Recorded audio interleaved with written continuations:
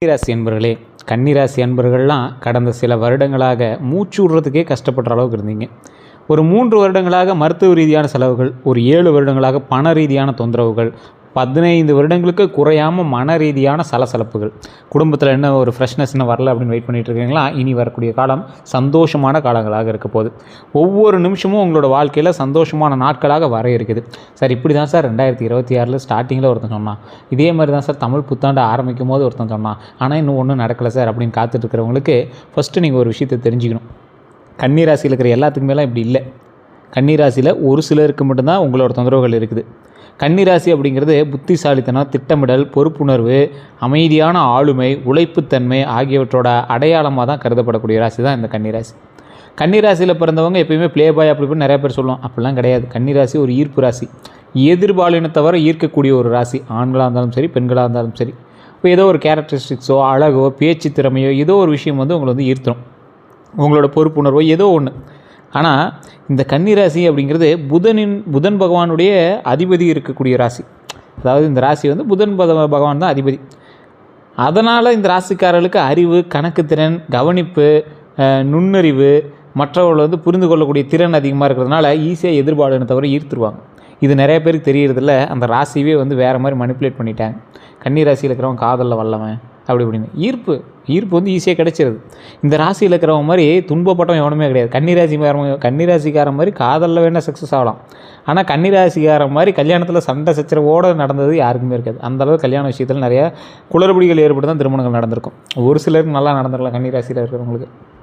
அதே மாதிரி வெளியில் மிகவும் அமைதியாக இருக்கிறவங்க, பார்க்குறதுக்கு ரொம்ப அமைதியாக தோன்றக்கூடிய இந்த கன்னிராசிக்காரங்க உள்ளுக்குள்ளே அதிக சோதனை, மன அழுத்தம், எதிர்கால பயம், எல்லாமே சரியாக நடக்குமா, எல்லாமே சரியாக நடக்கணும் அப்படிங்கிற ஒரு எண்ணம், இந்த மாதிரி கட்டுப்பாடு மனநிலை இதெல்லாம் மனசுக்குள்ளே வச்சு பாதிக்கப்பட்டு இருப்பாங்க.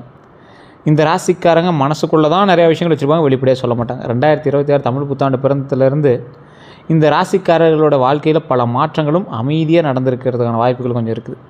கன்னிராசியோட குணாதிசயம் அப்படின்னு பார்த்திங்கன்னா மிகவும் புத்திசாலித்தனமான ஆள். கன்னிராசிக்காரர்கள் எந்த விஷயத்தையும் ஆழமாக யோசிப்பாங்க, ஆராய்ந்து முடிவெடுப்பாங்க, சின்ன விஷயத்தையும் கவனிப்பாங்க. அதனால் இவர்களை யாராலையும் ஏமாற்றுவது எளிதில்லை. அவ்வளோ சீக்கிரம் இவங்களை யாரும் ஏமாற்ற முடியாது. பர்ஃபெக்ஷனை விரும்புவாங்க. சரியாக செய்யணும் அப்படிங்கிற ஒரு எண்ணம் அதிகம். அதனால் வேலை அழகாக செய்வாங்க. ஒழுங்காக இருக்கிறதுக்கான வழிகள் என்னமோ ஒழுக்கமாக இருக்கணும் அப்படிங்கிறத நம்ம கரெக்டாக வச்சுப்பாங்க. நேரத்தை மதிப்பாங்க. இந்த டைமுக்கு வரணும், இந்த டைமில் இருப்பாங்க. அந்த மாதிரி தான் இருப்பாங்க இந்த கன்னிராசிக்காரங்க. ஆனால் இதே குணம் சில நேரங்களில் மன அழுத்தத்தையும் எங்களுக்கு தந்திருக்கு. அதுதான் ஒரு பெரிய ட்ராபேக்காகவும் இருந்திருக்குது. ஆனால் இதே குணம் மன அழுத்தத்தை தந்தாலும் அந்த ஒழுக்கத்தை இவங்க என்றைக்கும் கைவிட்டதே கிடையாது. கரெக்டாக இருக்கணும் அப்படிங்கிறதுல மெயின்டைனாக இருப்பாங்க. வெளியில் அமைதி, உள்ள புயல். கன்னிராசிக்காரர்கள் பார்த்திங்கன்னா தங்களோட கஷ்டத்தை வெளியே சொல்ல மாட்டாங்க. அமைதியாக எல்லா விஷயத்தையும் சுமப்பாங்க. ஆனால் இரவில் பார்த்திங்கன்னா அதிக யோசனை வரும். தூக்கமின்மை, எதிர்கால பயம், இவை எல்லாமே உங்களுக்கு இருக்கும். தூக்கமின்மை, எதிர்கால பயம் எதனால்? அதிக யோசனையினால். Over thinking. உங்களால் நிம்மதியாக கொஞ்ச நேரம் கூட தூங்கி எழுந்திரிக்க முடியல. அது காரணம் உங்களோட ஓவர் திங்கிங். ஸோ உடல் ரீதியான உபாதைகளை கொஞ்சம் செக் பண்ணிக்கோங்க. உடல் ரீதியான விஷயங்களை கொஞ்சம் கவனமாக வருங்க. யாருக்கும் தொந்தரவு தரத்துக்கு விரும்ப மாட்டாங்க. தங்கள் பிரச்சனையை தாங்களே சமாளிக்க முயற்சி செய்வாங்க. இதுதான் முக்கியமான ஒரு விஷயம். இதனால் வாழ்க்கையில் சுமை அதிகரிக்கும் இந்த ராசிக்காரர்களுக்கு. கன்னிராசியோட பெரிய பலம் என்ன தெரியுமா? அறிவு, உழைப்பு, பொறுப்பு, நேர்மை, திட்டமிடல்.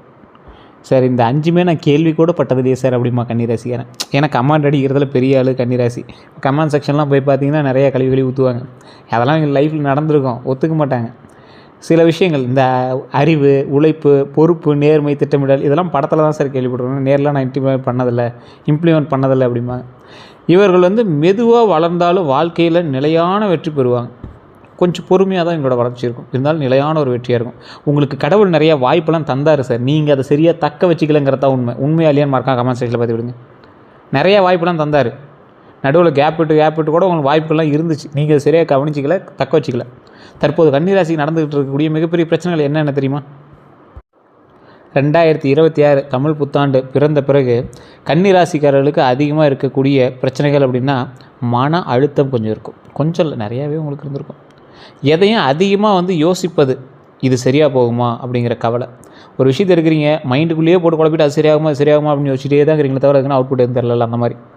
அதே மாதிரி பண நெருக்கடி இப்போ இல்லை, உங்களுக்கு பல மாதமாகவே பல வருஷமாகவே நடந்துட்டு தான் இருக்குது.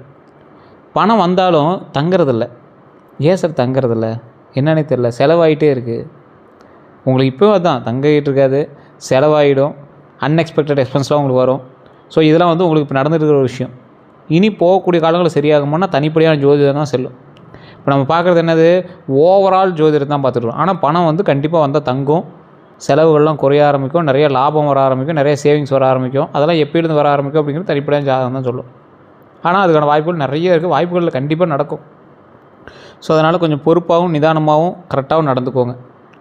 இந்த ராசிக்காரர்களுக்கு தனிப்படையான ஜோதிடம் பார்க்கணும் அப்படிங்கிறீங்க, லோக்கல் ஒரு டைம் உங்களோட ஜாதகத்தை கொடுத்து செக் பண்ணுங்கள். இல்லை சார் சரியாக சொல்லலை அப்படின்னா மட்டும் கீழே ஒரு நம்பர் கொடுத்துருக்க டிஸ்கிரிப்ஷனில், அந்த நம்பருக்கு ஃபோன் பண்ணி நீங்கள் வந்து உங்களுடைய ப்ராப்ளத்தை சொல்லி சால்வ் பண்ணிக்கலாம். அதுவும் தெளிவாக சொல்லிடுறேன், அது ஒரு விவிஐபியோட நம்பர். ஸோ கிட்டத்தட்ட ஒரு 150 பேருக்கு மேலே ரெகுலராக ஜோதிடம் பார்க்கக்கூடிய நபர். உங்களுக்கு அப்பாயின்மெண்ட் பேசிஸில் தான் ஜோதிடம் பார்ப்பாங்க. அதுக்கு தகுந்த மாதிரி தான் ஃபீஸஸ் இருக்கும். உங்களுடைய வீட்டு பிரச்சனையாக இருக்கட்டும், ஜோதிட ரீதியான பிரச்சனையாக இருக்கட்டும், வசியம் சம்மந்தப்பட்ட விஷயமாக இருக்கட்டும், பிளாக் மேஜிக் சம்மந்தப்பட்ட விஷயங்களாக எதுவாக இருந்தாலும் இங்கே வந்து கிளியர் பண்ணி கொடுத்துருவாங்க.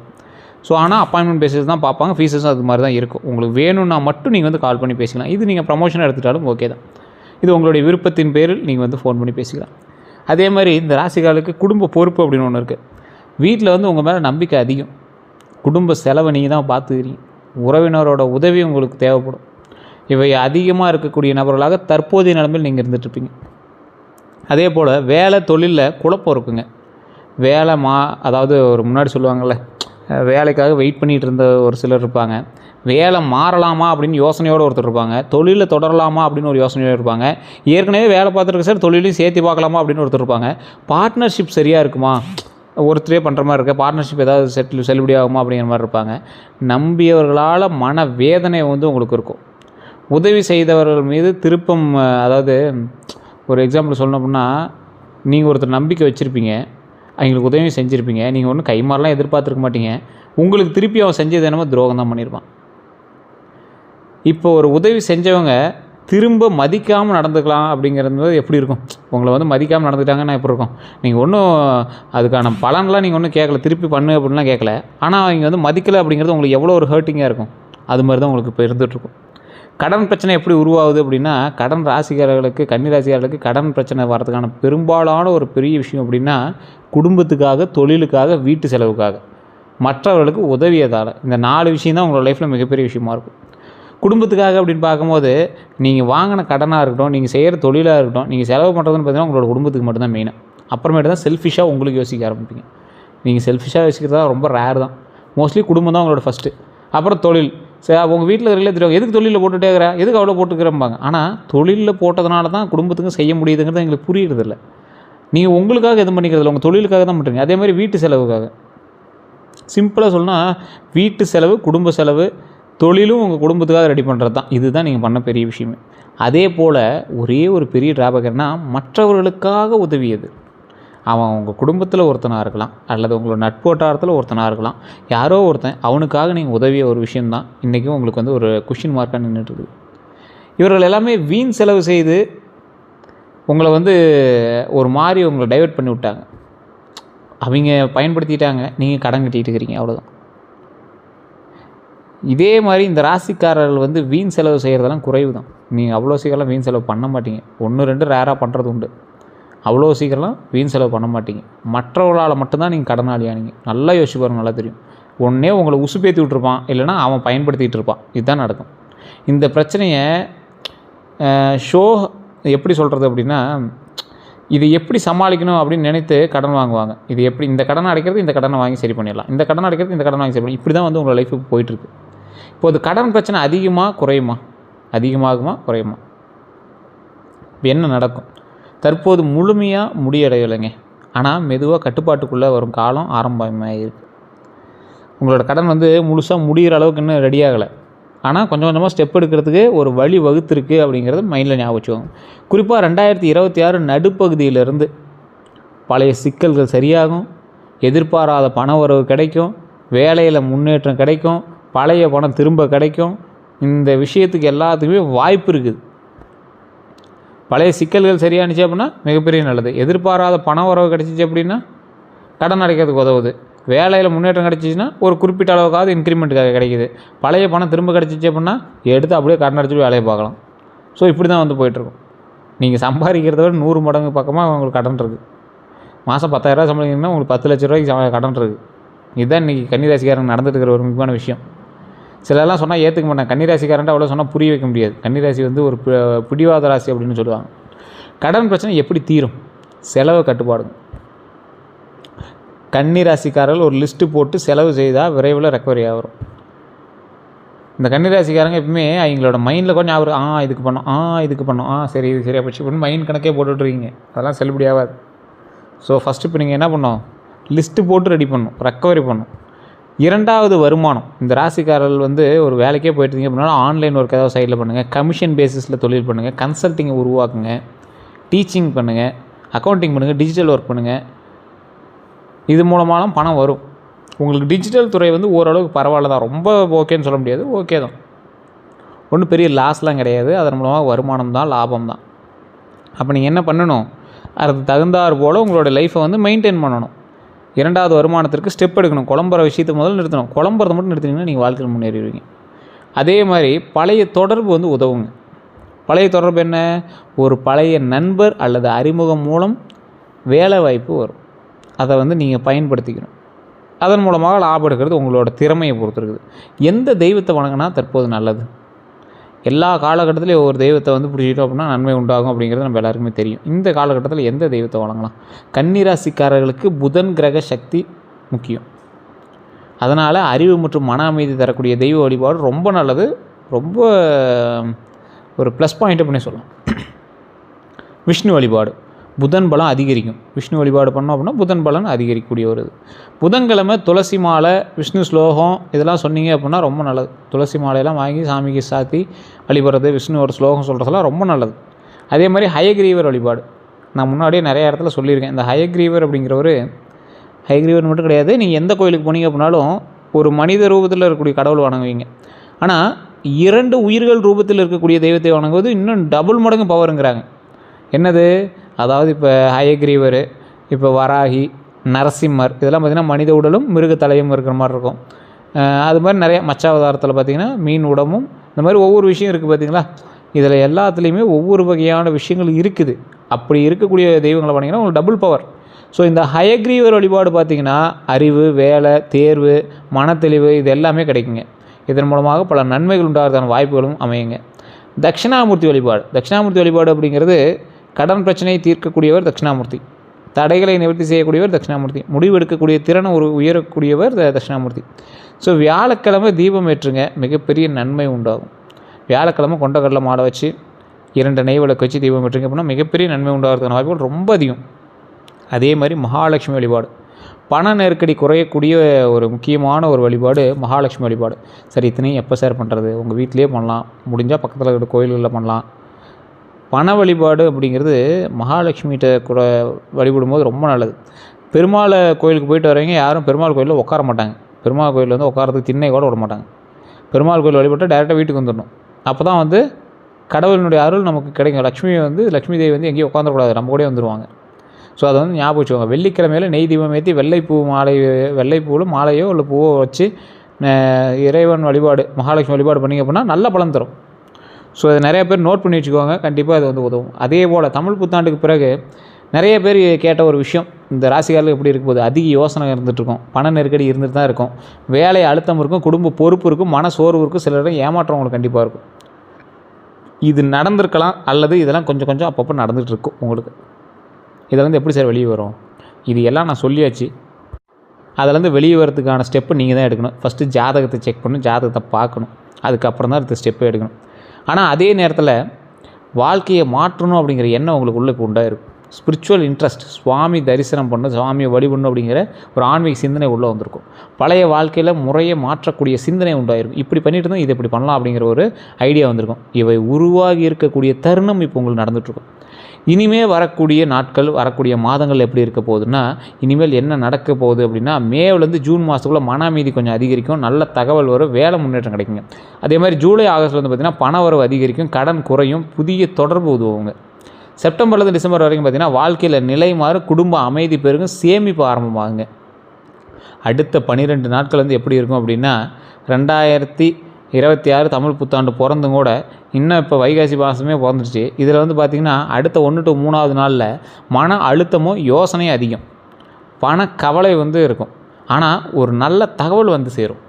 4 to 6வது நாளில் நண்பர்கள் உதவி கிடைக்கும், வேலை தொடர்பான முன்னேற்றம் கிடைக்கும், ஃபோன் கால் மூலமாக நல்ல செய்தி வரும்.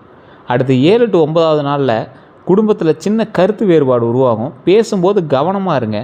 நாள் 10லேருந்து 12க்குள்ளே மன அமைதி உண்டாகுது, சிறிய பண வரவு கிடைக்குது, நல்ல தொடக்கமும் உண்டாகுது. நல்ல தொடக்கம்னா தொழிலுக்காக இருக்கலாம், குடும்பத்துக்காக இருக்கலாம், ஏதோ ஒரு நல்ல விஷயத்துக்காக, திருமணத்துக்கான ஸ்டெப்பாக இருக்கலாம், குழந்தை பிறலாதவர்களுக்கு ஒரு நல்ல செய்தி வந்து இருக்கும். அந்த மாதிரி நல்ல விஷயங்கள் கிடைக்குது. கன்னி ராசிக்காரர்கள் கவனிக்க வேண்டிய ஒரு முக்கியமான விஷயத்தை நான் சொல்கிறேன்.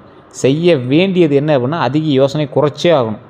தேவையில்லாத திங்க் பண்ணாதீங்க. திங்க் பண்ணுறதுனால என்ன நடக்க போகுது, அதனால ஃபஸ்ட்டு அதை வந்து கண்ட்ரோல் பண்ணுங்கள். தினமும் காலையில் நடங்க. அந்த நடக்கிறதுனால உடல் ஆரோக்கியமும் கிடைக்குது, மன ஆரோக்கியமும் கிடைக்குது. ஆன்மீகத்தில் கொஞ்சம் ஈடுபடுங்க. செலவை வந்து கணக்கு வச்சுக்கங்க. அப்படின்னா மிகப்பெரிய ப்ராப்ளம் சால்வ்டு. தவிர்க்க வேண்டியது என்ன பண்ணால் ஓவர் திங்கிங் தான். அன்னெசரியாக லோன் எடுக்காதீங்க. எல்லாரோட பிரச்சனையும் தலையில் ஏற்றிட்டு நீங்கள் பெரிய இவங்க மாதிரி சுற்றாதீங்க, தயவு செஞ்சு சொல்கிறேன். உங்களுக்கு பெரிய இதே அதுதான், மற்றவனுக்காக நீங்கள் மாற்றுறது தான். அதே மாதிரி தூக்கமின்றி இருக்கிறது தவிர்த்துக்கோங்க, நல்லா தூங்கி எழுந்திரிங்க.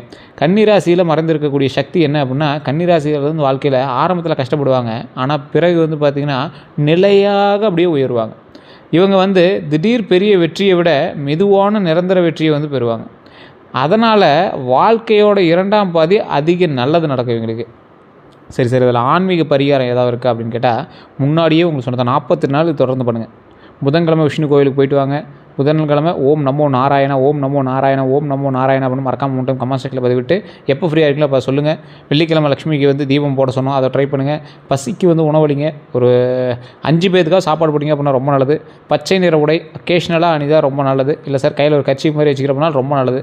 இதை செஞ்சீங்க அப்படின்னா மன அமைதி கிடைக்கும், பண முன்னேற்றம் கிடைக்கும், கடன் குறையும், குடும்ப அமைதி நல்லதாக அமையும், நல்ல வாய்ப்புகளும் வந்து சேரும். மெதுவாக வாழ்க்கையில் வந்து உயரக்கூடிய சில விஷயங்கள் வந்து ஆரம்பமாகும். இறுதியாக வந்து பார்த்திங்கன்னா கன்னிராசிக்காரர்கள் வந்து வெளியில் வந்து சாதாரணமாக தோன்றினாலும் உள்ளுக்குள்ளே வந்து மிகப்பெரிய போராட்ட வீரர்கள். அவர்களோட வாழ்க்கை வந்து பொறுப்பு, அமைதி, உழைப்பு, தியாகம் இவற்றால் வந்து நிரம்பி இருக்கும். இப்போது வந்து நீங்கள் சந்திக்கக்கூடிய கஷ்டங்கள் வந்து நிரந்தரம் இல்லை. 2026க்கு பிறகு வாழ்க்கை மெதுவாக நிலையாகக்கூடிய ஒரு முக்கியமான காலகட்டத்தில் இருக்கீங்க. பணம், வேலை, மன அமைதி, குடும்ப நிலை இவற்றில் வந்து நல்ல முன்னேற்றம் காணப்படக்கூடிய தருணமாக தான் இருக்குது. அதனால் நீங்கள் கவலைப்பட தேவையில்லை. ஒவ்வொன்றா ஸ்டெப்பாக தான் நடக்கும். ஒரே ஐடியாலாம் உங்களுக்கு இது பண்ணாது. அப்படி ஒரே ஐடியா லக் இருக்குது சார், நீங்கள் சொன்னதெல்லாம் ஒரு 50% தான் பொருந்திருக்கு அப்படின்னா உங்களுடைய ஜாதகத்தை செக் பண்ணுங்கள். பிறந்த தேதி, பிறந்த நேரம், பிறந்த ஊர் மட்டும் போதுமானது. ஈஸியாக நாமளே செக் பண்ணிக்கலாம். கீழே ஒரு நம்பர் கொடுத்து அந்த நம்பருக்கு ஃபோன் பண்ணி நீங்கள் பேசி உங்களுடைய ப்ராப்ளத்தை சொல்லி சால்வ் பண்ணிக்கலாம். பிரபலமான ஜோதிடரோட நம்பர் தான் கொடுத்துருக்கேன். விவிஐபி ஜோதிடர் தான். அதுக்கு தகுந்த மாதிரி தான் ஃபீஸஸ் இருக்கும். அப்பாயின்மெண்ட் பேசிஸில் மட்டும்தான் பார்ப்பாங்க. நான் தெளிவாக சொல்லி தான் அனுப்புகிறேன். உங்களுக்கு வேணும் அப்படின்னா மட்டும் நீங்கள் பயன்படுத்திக்கோங்க. வேறு ஏதாவது கருத்துக்கள் இருந்தால் மறக்காம கமெண்ட் செக்ஷனில் பதிவிடுங்க. வேறு எந்த ஒரு சந்தேகமாக இருந்தாலும் நீங்கள் ஃபோன் மூலமாக சொல்லி சால்வ் பண்ணிக்கலாம். வேறு எதுவாக இருந்தாலும் சரி நம்ம சேனலை ஃபாலோ பண்ணிக்கோங்க. ஃபேஸ்புக்கில் ஃபாலோ பண்ணிட்டு பாருங்கள், யூடியூப்பில் சப்ஸ்கிரைப் பண்ணிட்டு பக்கத்தில் பெல் பட்டன் மறக்காம ப்ரெஸ் பண்ணிட்டு நீங்கள் அதில் வந்து கமெண்ட் செக்ஷனில் வந்து பதிவிடலாம். இதை உங்களோட நண்பர்களுக்கு கண்டிப்பாக பகிருங்க. எல்லோருக்கும் நன்றி நண்பர்களே.